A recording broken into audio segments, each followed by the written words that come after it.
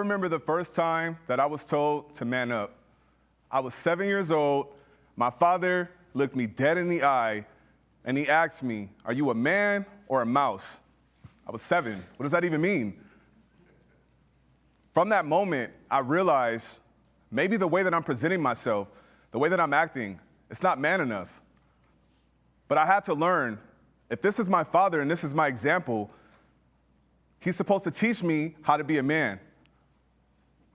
See, the way that I express myself, those emotions, and the way that I genuinely just showed up, it was a problem. And this story really begins when I was in the 2nd grade and my mom enrolled me in the YMCA.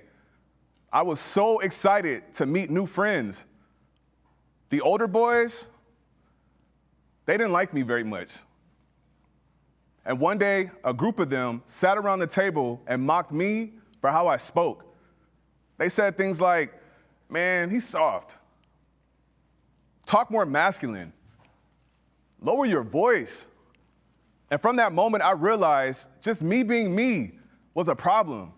I couldn't express myself the way I naturally wanted to. So I had to then perform masculinity. I had to bury the sensitivity, hide the softness, and I had to wear toughness as an armor. My father, those boys, my cousins, they all will become a mirror reflecting the same message back at me. You, little Reggie, are only as valuable as how hard you appear. Why me, being a young black boy, just tender, wanting to express his joy, was such a problem? Something that I became conscious of so young. If I danced, I was too feminine. If I expressed my joy a little too much, I needed to calm down. That's not what boys do. I wondered why it was so dangerous to have a tender heart, to show this in the social settings that I was in. But then it probably was because the men that were admired, respected, and feared, they presented themselves to be dominant, stoic, a little hard, rough around the edges. That was supposed to be my blueprint. But that didn't resonate with me too much. But I realized, even as a young kid, in order for me to truly be accepted, I had to embody that persona also. And that's exactly what I did. By the time I was a teenager, I picked up habits like smoking, drinking, partying, because I wanted to be accepted in my social groups. And I was. Those same boys and those other kids that would have mocked me, bullied me, or gave me problems, they welcomed me with open arms because now I'm presenting the masculine frame that everyone was waiting for me to do. But the problem with that is, though I was socially thriving and I was able to be accepted, I was silently breaking. See, what they don't tell you is that when you perform masculinity,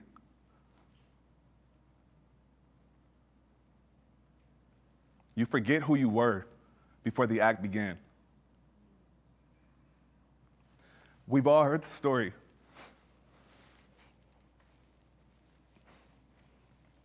Boys don't cry. They're strong no matter what it costs them.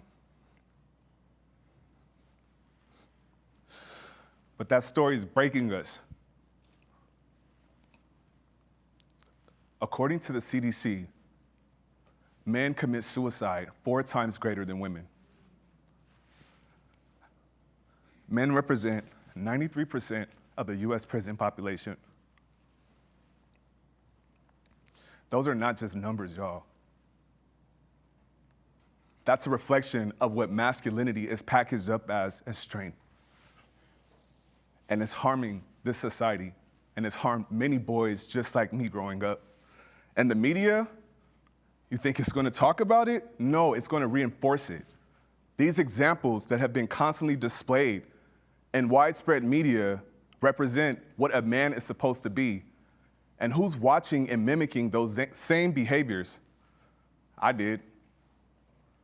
And I continued to carry that through as I became an adult. And what I witnessed was that strength that was pushed upon us as young boys turning into men became a cage. And that cage, it breaks you down. Those friendships, those brotherhoods that are so easygoing, they're fragile. They're easy to break because we're not being honest and authentic with what's really going on beneath the surface. Because I can't afford for you and the rest of y'all to see me as weak.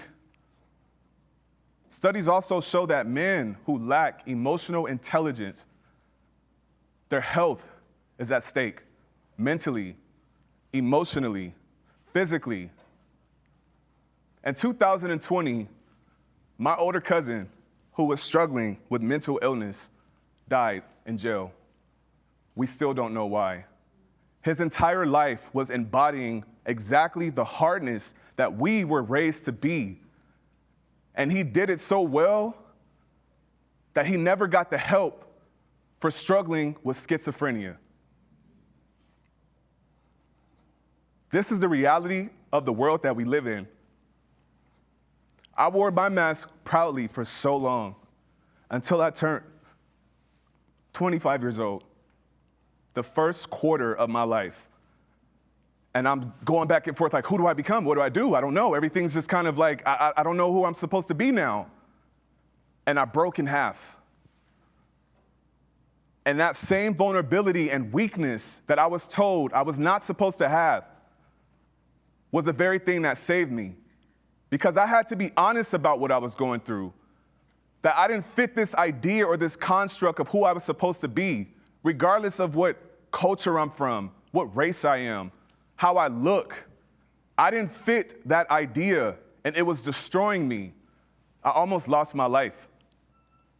But through that vulnerability, I asked for help. I was honest, and I began to tell my story. And then I realized true masculinity is not about how hard you are.